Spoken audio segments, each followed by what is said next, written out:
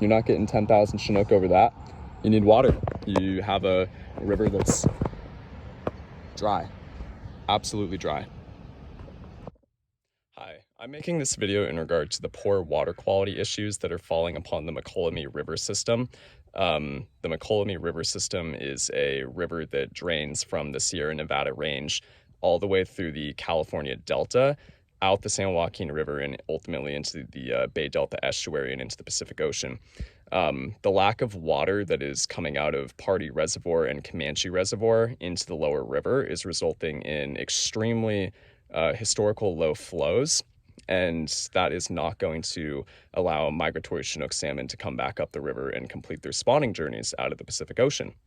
So this video, again, is not to throw shade at any particular person or agency. It's just to kind of highlight and maybe garner some public interest in regard to the issues that are falling on our river system over here in central Northern California. Thank you. All right, so here we are at Peltier Road. This is in between Lodi and Thornton. And this is what the river looks like. This is where your 13,000, 14,000, 9,000 Chinook have to swim through. This is it. This is your 3 or 35 CFS. Looks like you got some fish hanging out right there. But this river is no deeper than a couple feet at the most, maybe like 2.5 feet in some locations. You can wade across the whole thing without going up to your thighs. Looking over there, this is all like 1/2 foot, 6 inches of water. That's maybe like 5 inches of water. And this is what they're gonna run this river at, where, it's insane that this is what they're gonna do to a river that can have 10,000 plus Chinook salmon shooting through it. The water, when it's up in the 700 to 1200 CFS, would be up to like around that piling up on this like bridge support by like the N and the C. And as you can see, we're at the bare minimal, the absolute bare minimal to even keep this river flowing. So I guess to put emphasis on the severity of how shallow this is, I'm gonna walk into the river here just so you can actually see. And I'm not gonna go above my waist in most locations, and this is one of the deeper spots in the river. I'm in the middle of the river. Up to my knees maximum, and most of the river here is up to your shin maximum. So I know Chinook salmon and steelhead are amazing fish that can go up all kinds of little, they could face the odds in so many circumstances, but I don't think 10,000 fish that support a commercial and recreational fishery. In 2019, it supported 1/3 of the recreational, or 1/3 of the commercial, and nearly 43% of the recreational ocean fishery. They're not coming up this. Again, maximum, you're getting up to your knee at the deepest part of the river. Look at this. Yeah, that's it. This river typically is up to somewhere around that piling. You can see the watermarks up here, all those watermarks in that too. And this is what you get. This is what you get when you let an agency run a river for profit and have whatever they can do whatever they want, basically. There's no accountability. They have to maintain, I think, 30 CFS or 25 CFS. So they're keeping it like 5 to 10% above minimum. This water is like 70 degrees too. This is like being in a fucking bathtub. It's just like being in a bathtub, like the most temperate warm water that you can imagine. So the question is, why should anybody really care about the Mokelumne River system when we have salmon that are going to come back to the Feather River, the Upper Sacramento River around Redding and Red Bluff, and the American River, which is centralized in Sacramento? Well, the Mokelumne River is a river that actually supports a very large amount of the commercial and recreational fishery in California. I believe during 2017 or 2018, the river actually supported 43% of the commercial catch for the entire state commercial fleet, as well as 33% of the recreational catch for the entire ocean-going recreational angling fleet. Those are staggering numbers. That is a huge amount of fish that come back to this river system and that are supported by this river system. And you cannot have these fish and those numbers in the fishery without having cold water. All right, so I just got out of the river, and I never went above my pretty much just above the knee, deepest spot of the river. Never went above the knee. right, here we are up at the Woodbridge Dam in Lodi. And as you can see, they're letting out 35 CFS, and this is what 35 CFS looks like. Where you can get in this little river and never go above your ankle again. You can walk clean across it. You can walk along. I'm in the middle of the river. I mean, I've caught fish over in these stretches of the river, like when this spot's like 15 feet deep, 10 feet deep, 5 feet deep. Right now, again, you can walk the whole river.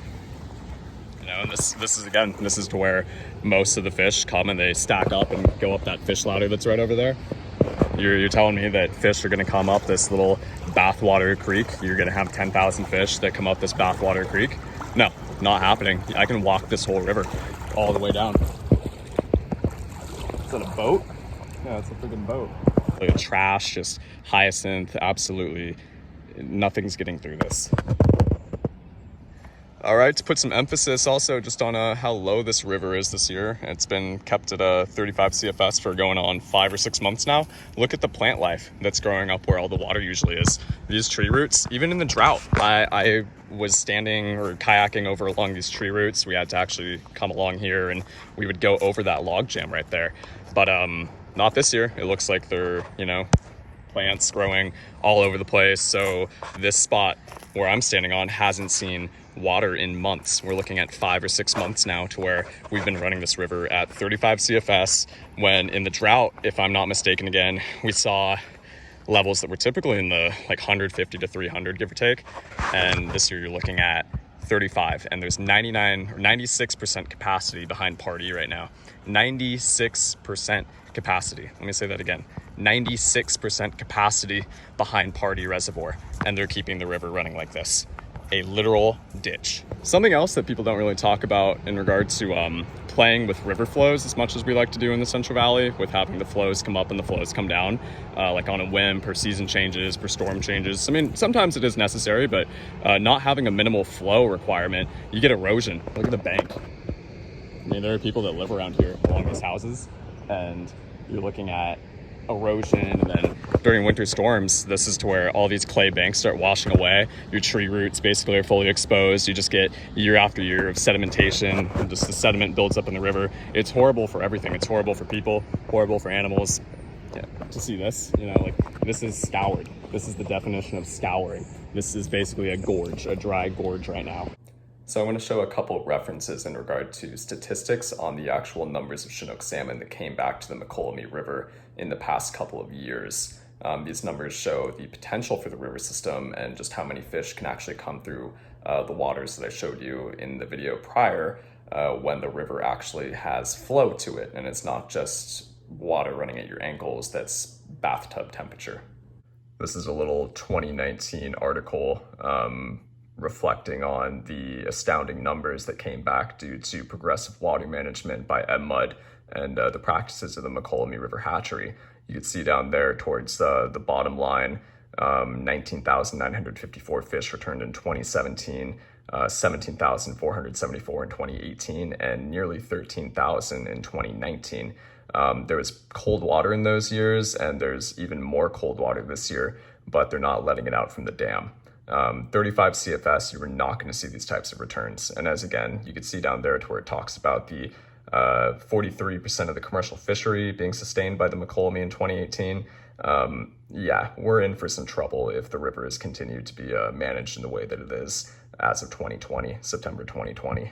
So here's another lovely EBMUD article to where they're talking about the success of the Mokelumne during the 2019 fall season. And as you can see in those highlighted quotes right there, the Mokelumne contributed to the ocean food web, and the Mokelumne hatchery provided by far the most fish per capita to the ocean fisheries of any of the State Valley hatcheries. And you are going to jeopardize this by running the river at a near dry state. As I showed you in the video, it is ankle deep. You are not getting a run to come back in ankle deep, 75-degree water. So basically, a pulse flow is when a water agency that controls the releases from a dam decides that it is time to stimulate the fish to come up out of the ocean and navigate their way through the delta. Due to the water being so hot in the delta throughout the majority of the year, It is crucial to actually release water in a methodical way to get the fish to respond, and they do respond. And it's been proven time and time again that you let out cold water and the fish smell it, they feel it, and they migrate to it. And year after year, it's been shown, the Mokelumne and EBMUD, they've done an amazing job of getting their run to return like clockwork. I mean, every late September, October, and in the first half of November, the fish come back. And if you don't have pulse flows, you're not going to get a run to come back. You are killing your run in the future. You're jeopardizing a commercial fishery. You're jeopardizing a recreational fishery. You're harming biodiversity. It is a bad deal for everybody and everything connected to this river system. Okay, here's the EBMUD daily water supply report. You can come down here and see that Pardee Reservoir is at 96% capacity. Again, this is as of the final couple days of September 2020. We could scroll down and see that the section that actually drains the ocean and the delta from the Woodbridge irrigation district, Lodi Lake, the Lodi Lake dam that I showed you in the video, that's running at 35 CFS. Even in the drought, I did not see these types of flow reports, and I actually want to do a public request to get the records that show that they were running the river at a higher flow, even during drought years when the amount of water behind Pardee was less. So it doesn't make sense when you have Pardee being as full as it is, and there's so much water that could be released into Camanche and then released into the low river. It does not make sense as to why you are running your river at that atrocious number again. You're not going to get fish coming back with that type of number. Not at all. Well, these are numbers that show flows during the drought. 2014 was a drought year, if anybody remembers. Northern California during late summer and early fall of 2014. Definitely wasn't a wet season, and look at these flows. All kinds of flow coming out of that little river. And there was certainly less water behind Pardee during the peak of the drought compared to this year. So anyways, I hope the video kind of helps out and highlights some of the negatives that are happening on the river system, so people maybe take some interest and there's some public outcry against what's going on. I mean, ultimately this ends up impacting ocean-going fishermen, inland river fishermen for years to come, and ultimately both people and nature. It's not good to have compromised salmon returns when in recent years it's been shown that we can have awesome salmon returns on this river system. So anyways, thank you for watching, and hopefully we get some feedback on this. Thank you.